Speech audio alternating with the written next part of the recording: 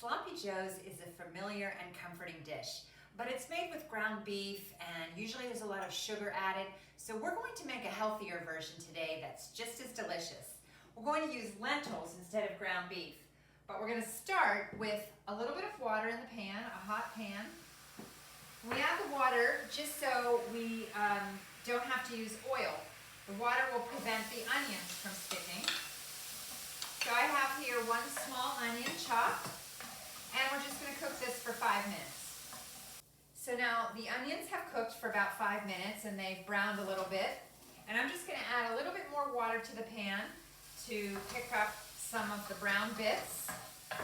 And then we're going to add 1 can of lentils. I've already rinsed and drained these. And we're going to continue cooking this for about 5 more minutes. So now the lentils have cooked and they've started to kind of break apart a little bit. So this actually does look like ground beef. And I'm going to add my last little bit of water to the pan.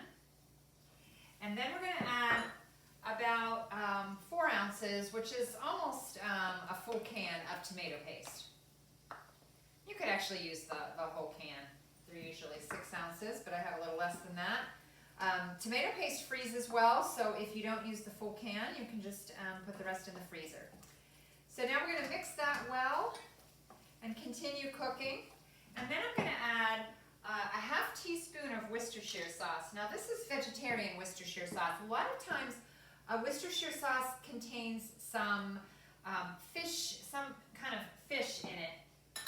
And we don't want that since we're eating completely whole food plant-based.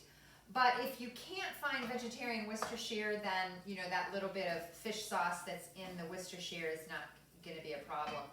And then we're going to put in just a half teaspoon of ketchup also. And get that in there. And we're just going to mix everything up, and we're going to continue to cook this just maybe a few minutes to kind of let the flavors blend and let everything heat up. So maybe about 3 more minutes.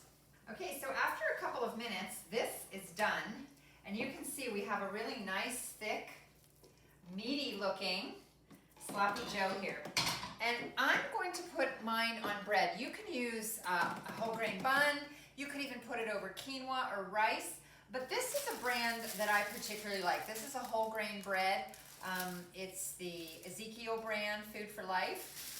And I like the 7 sprouted grains with the red label, but they make several different varieties. And so I'm just going to put some of this on top of the bread.